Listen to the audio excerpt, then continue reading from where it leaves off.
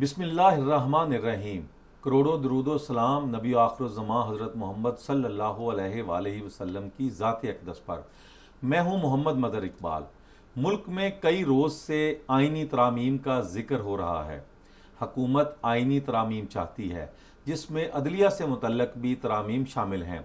गुज़श्ता रोज़ इतवार के रोज़ यानी छुट्टी वाले दिन असम्बली का इजलास बुलाया गया और जब उनके नंबर पूरे नहीं हुए तो उसको फिर पीर के रोज़ के लिए मुलतवी किया गया।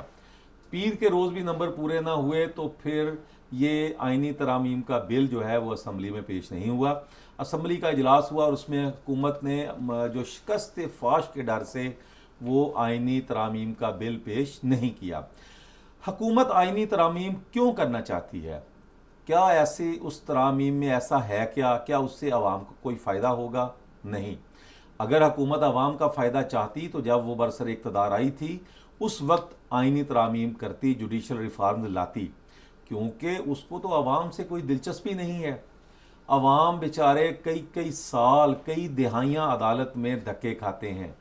उसके लिए अदालत में अदालती तरमीम लाई जाती तो हम खुश होते, अपोजिशन उसका साथ देती कि ये सिविल कोर्ट 6 माह में अपना केस सुने, फिर उसके बाद सेशन कोर्ट 6 माह, हाई कोर्ट 6 माह, फिर सुप्रीम कोर्ट, यानी 1.5-2 साल में उसका फैसला हो। यहाँ तो 40-50 साल लग जाते हैं सिविल कोर्ट से सुप्रीम कोर्ट तक। फिर उसके बाद अगर हुकूमत ये तरमीम लाती कि गरीब आदमी अगर केस नहीं लड़ सकता तो हुकूमत उसकी को मदद करती, वहाँ पर कोई इस तरह का सेल बनाती, लेकिन उसको तो इनसे कोई गर्ज नहीं है। हुकूमत आइनी तरामीम क्यों लाना चाहती है? उसको क्या, हुकूमत का सिर्फ एक मकसद है कि justice Mansoor Ali Shah supreme court के अगले चीफ जस्टिस ना बने। वो एक दबंग आदमी है।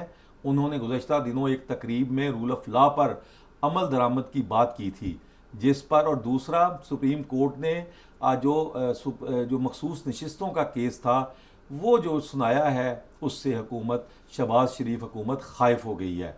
उसने बजाय अपनी इसलाह के उन्होंने कहा कि अदालत में इसलाह कर दी जाए और ताकि justice Mansoor Ali Shah chief justice ना बन सके और काजी फायद ईसा जिनके साथ वो कंफर्टेबल है वो अपना 3 साल का जो है वो टेन्योर अपना मजीद बढ़ जाएगा उनका।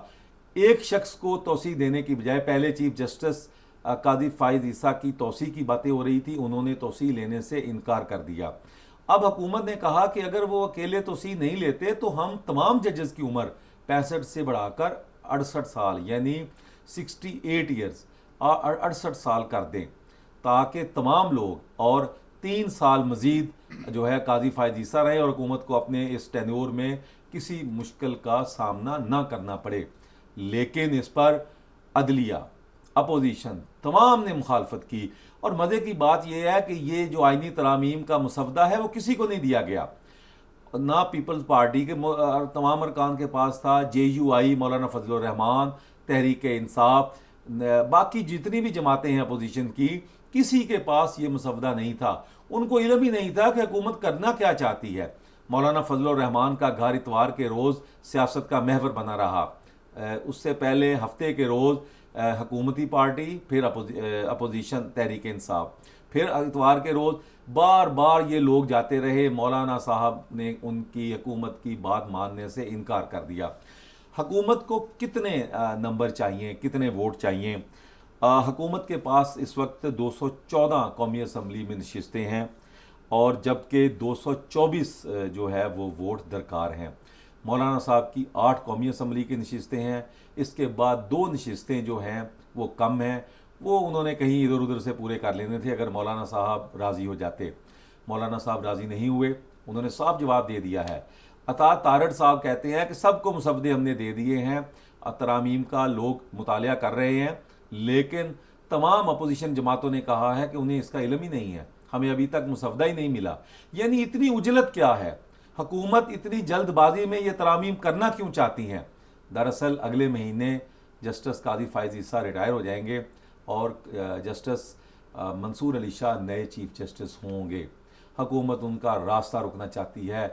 वो एक दबंग, उनके जो फैसले हैं माजी के वो बोलते हैं, जिससे हुकूमत खाइफ है, क्योंकि हुकूमत ने खुद तो कुछ करना नहीं है। अख्तर मैंगल जो खुद तो कौमी असम्बली की नशिस्त से इस्तीफ़ा दे गए हैं, उनके पास सेनेट में 2 नशिस्तें हैं और उन्होंने हुकूमत को वोट देने के बदले 2000 अफराद जो लापता हैं बलूचिस्तान के, उनकी बाजियाबी का मुतालबा रख दिया है। यानी कि ये भी ना मानने वाला मुतालबा है। और अब हामिद खान जो तहरीक इंसाफ के रहनुमा हैं और सुप्रीम कोर्ट के वकील हैं, बार के रहनुमा हैं अहम, उन्होंने जो है वो तहरीक चलाने का ऐलान कर दिया है और उन्होंने कहा है कि ये अदलिया पर शब खून मारना चाहती है हुकूमत, हम इसकी इजाज़त नहीं देंगे। शहबाज शरीफ साहब असल में तमाम चीज़ें अपने पास रखना चाहते हैं। नए आइनी अदालत बनाकर एक तो वो कहते हैं कि मुफाद अम्मा के केस अलहदा हों, दूसरे अलहदा हों, और फिर चीफ जस्टिस की जो तकर्री है वो 5 रुकनी जजेस का एक पैनल बनाकर वो उसमें अपना इख्तियार बनाना चाहते हैं और अपनी मर्ज़ी का जज लाना चाहते हैं। इससे कबल भी 2008 में जब ये वज़ीर आला बने थे, उन्होंने आते ही अदलिया और पुलिस की तनख्वाहें 2 गुना कर दी, और ताकि अदलिया इंसाफ दे और पुलिस जो है वो अमन व अमान कायम कर सके। जब मॉडल टाउन का सानिया पेश आया जिसमें अवामी तहरीक के कुछ लोग मारे गए, तो एक प्रेस कॉन्फ्रेंस में जब उनसे सवाल किया गया तो क्या इस मकसद के लिए आपने पुलिस की तनख्वाहें बढ़ाई थी, तो उन्होंने कहा हाँ, उनकी जो तनख्वाहें जिस मकसद के लिए बढ़ाई गई थी अदलिया और पुलिस की, वो मकसद हासिल नहीं हुआ। यानी कि उनका वो गलत फैसला था कि पुलिस और अदलिया की आप तनख्वाहें बढ़ा दें। अब वो फिर अपने मकासद के लिए अदलिया को अपना इख्तियार इस्तेमाल करना चाहते हैं। सुप्रीम कोर्ट का चीफ जस्टिस भी अपनी मर्ज़ी का हो, उसके बाद बाकी, तो इस पर जो है अपोजिशन ने जो है बड़ी इत्तेहाद का मुजाहरा किया है। मौलाना फजलुर रहमान और PTI, इसके अलावा दीगर जो छोटी छोटी जमातें हैं, उन्होंने भी अपोजिशन का साथ देने का ऐलान किया है।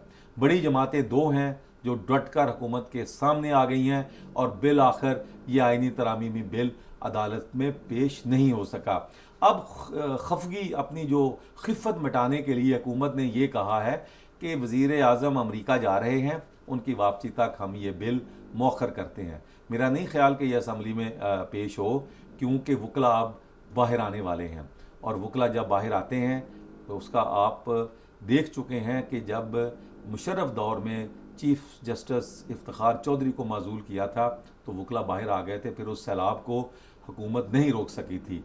अगर अब भी हुकूमत ज़बरदस्ती आइनी तरमीम करना चाहती है या करना चाहेगी तो वकला भी बाहर हैं, अपोजिशन भी बाहर है, मौलाना फजलुर रहमान, तहरीक इंसाफ सब मिलकर जिद्दोजहद करेंगे और अदलिया पर शब खून वो कहते हैं मारने की इजाज़त नहीं दी जाएगी। इसी के साथ मोहम्मद मज़हर इकबाल को इजाज़त दीजिए। अल्लाह हाफिज़।